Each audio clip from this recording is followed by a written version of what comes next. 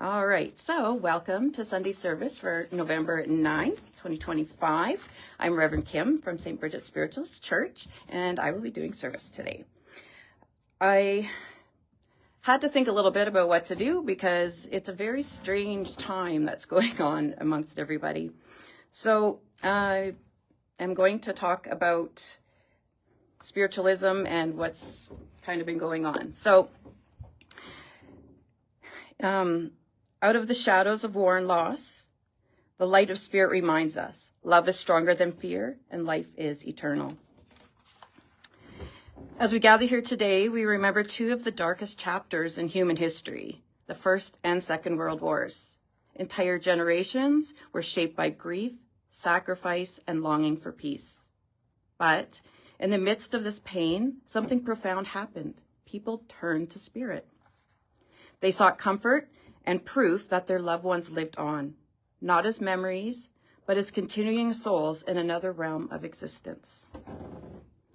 It was in the search for connection and hope that modern spiritualism grew. It really started to take off when the wars, everybody was missing their loved ones. You know, it wasn't like these days where, you can send an email or whatever, it's gut-wrenching when you see some of the, reactions that people would have when they would be told that their loved ones weren't coming home. And with this, a faith born not from doctrine, but from experience, love, and evidence of the life beyond. So during World War I, the loss was staggering. Sons, brothers, and husbands were taken with no goodbyes, only a telegram and silence. Traditional religion could offer comfort, yes, but people yearned for more than just faith. They longed for contact.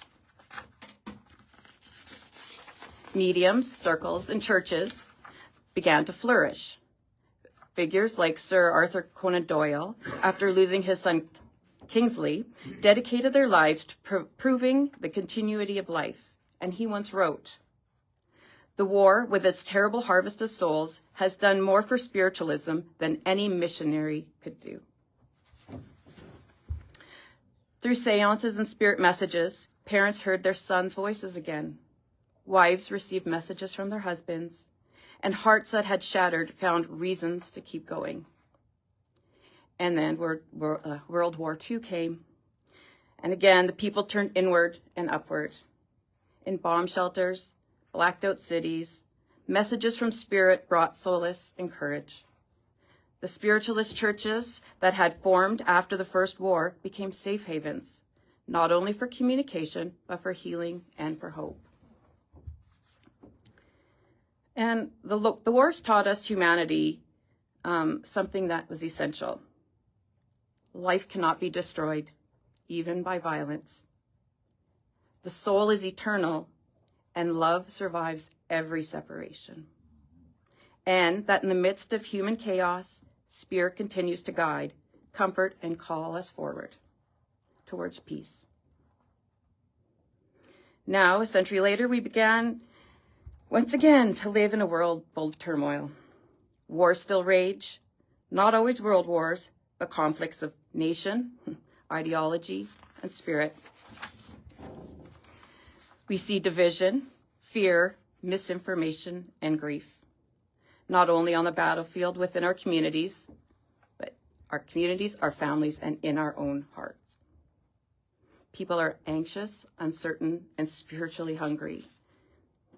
We are witnessing once again a great awakening of seeking, people turning to meditation, energy work, mediumship, spiritual practices, because they are yearning for connection and truth in the world that often you feel so lost. Just as after world wars, humanity today is again asking, where is the light? How do we find peace? Is there any hope beyond what we see? And the spirit world, as always, answers, we are with you. Love never dies. Hope is never gone. And as spiritualists, our calling today is much like it was in 1918 and 1945. We are instruments of spirit in a hurting world. To remind others that behind all the noise and fear, there is eternal truth. We are one family, physical and spiritual, and bound by divine love. Every time we sit in circle, offer healing, give a message from Spirit, or simply extend compassion, we are doing the same sacred work those before us did during wartime, bringing proof, peace, and purpose to those in despair. So in reflection, let us remember, we may not be fighting with guns and bombs, but humanity still battles ignorance, hatred, and hopelessness. Our role is to bring the light of Spirit into this world, to remind others that there is more beyond this material life, that guidance is always available, and that peace begins with the awakening of your soul. So let's take a moment now to remember the souls lost in the wars of yesterday and those suffering in turmoil of today. May the light of Spirit reach into every dark corner of our world, guiding leaders towards wisdom and healing hearts heavy with fear. May we as spiritualists be the bridge between the two worlds, between sorrow and hope, humanity and divinity, between this world and the next. Amen. Thank you. Thank you. So, St. Bridget's Spiritualist Church, before we, I sign off, we have a Evening with Spirit on November 15th. So that's next Saturday, or this Saturday coming up, I guess. So get your tickets. It's in person. It will be Reverend Richard, Reverend Jill, and Charlene will be your mediums. So that is 7 o'clock. If you don't have your tickets, you can get them. You can send e-transfer online, or you can just tell us you want tickets and we will get you signed up. And it's always a beautiful evening for messages. We also have gift cards in denominations of $25 for Superstore or Walmart. And so if you need something, just let us know and we'll try to help you out a little bit. It's Bridges Pantry that we have with beautiful members who have donated these cards. And it's always,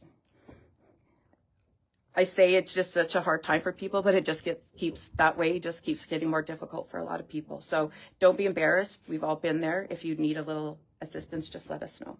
All right. So thank you so much for joining us, and we will see you next week.